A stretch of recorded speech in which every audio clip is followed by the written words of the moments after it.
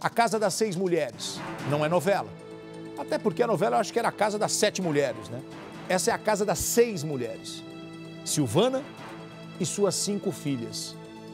Silvana é uma mulher de 39 anos, mãe de 5 meninas. A caçula completa 1 ano amanhã.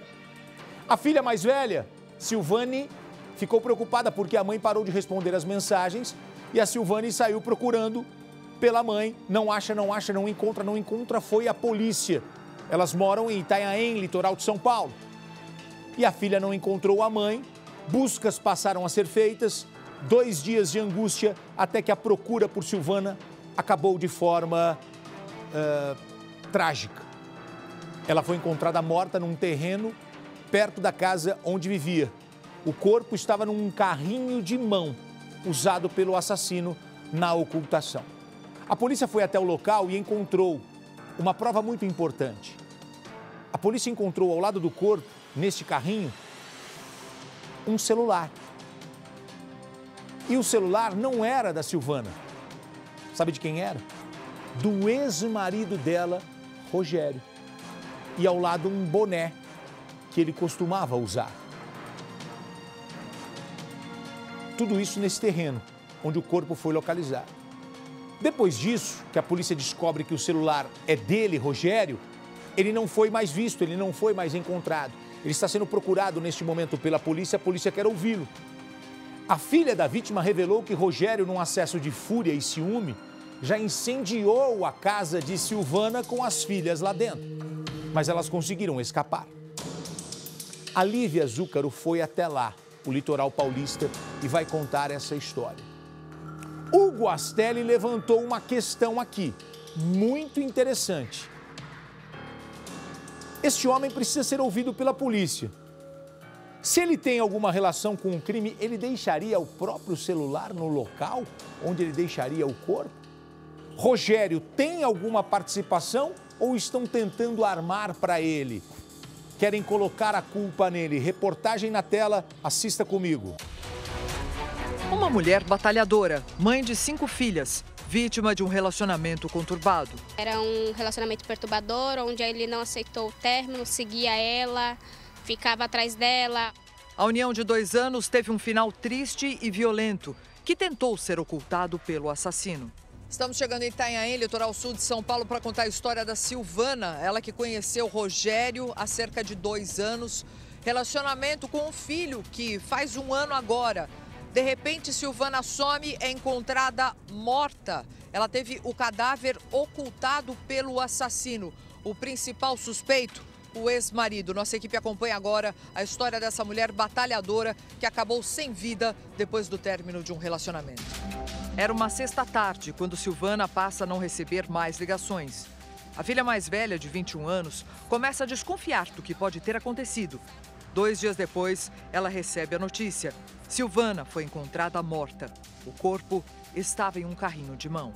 Logo depois do entulho, tem uma rua que é onde fica a casa da Silvana. Os moradores começaram a procurar porque já fazia 2 dias que ela estava desaparecida. As filhas são 5, procurando a mãe, e daí a vizinhança, até pela idade das filhas, falou: não, deixa que a gente ajuda, a gente vai encontrar sua mãe. Olha onde estava a Silvana. Silvana foi encontrada nesse local onde nós estamos agora.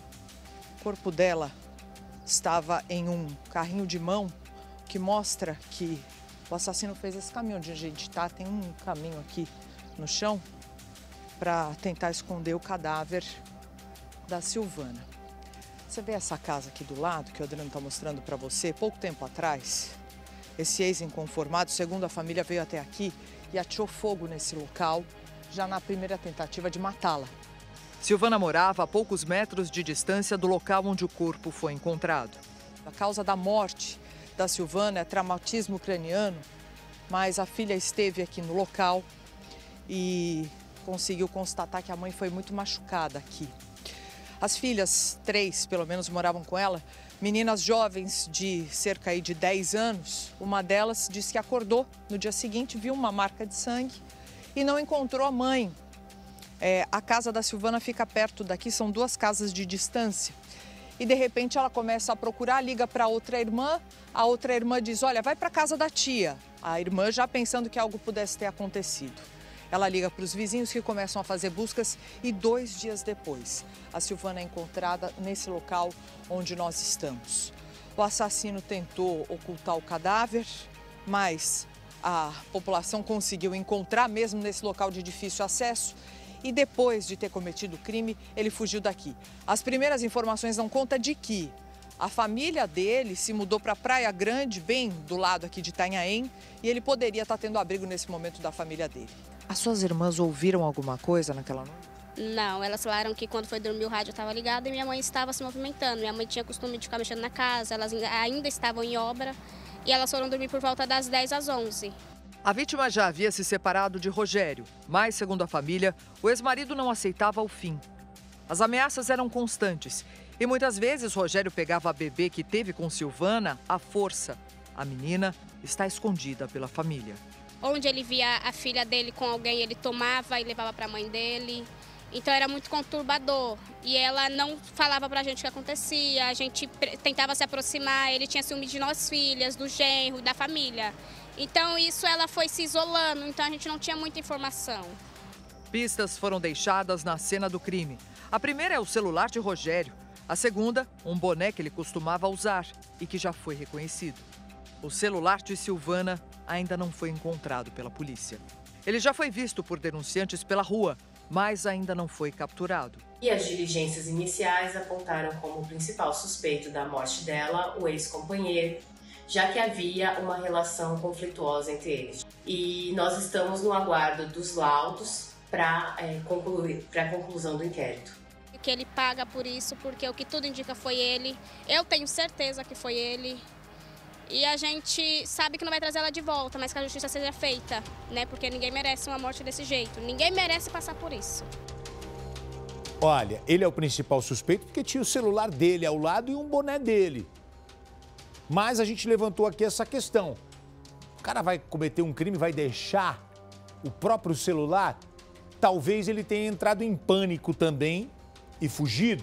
E se ele não fez nada, ele que vá à polícia, se apresente e fala, não tenho nada a ver, meu celular foi roubado, fiz um BO, tá aqui, tenho como provar, tem um álibi, estava em tal lugar, mas até agora ele não apareceu, não é isso, Guastelli? Exatamente, e é importante ter essa cautela, né, como eu disse anteriormente, repito aqui, é importante inclusive a delegada pedir, né, o exame das impressões digitais desse carrinho aí de pedreiro, né, para verificar se realmente são as digitais dele ou de uma terceira pessoa. Então, para que as pessoas aí não façam também justiça com as próprias mãos, caso encontre ele, né? E a polícia, a delegada ali, ela já tem experiência na área e se foi ele, ele vai ser localizado e preso. Essa história de fazer justiça com as próprias mãos, aqui não, tá? A gente não tem que pagar o mal com o mal, a gente não tem que sujar as nossas mãos de sangue em nome de uma justiça. Vamos deixar a justiça trabalhar e que ele pague pelo que ele fez. Às vezes não fica o tempo que a gente gostaria, mas a gente vai se nivelar? A gente vai para o mesmo nível dessas pessoas? Não, o cara cometeu o crime, tem que pagar. Se foi ele, ele que pague. Se não foi, que quem fez o crime que pague, apareça e pague.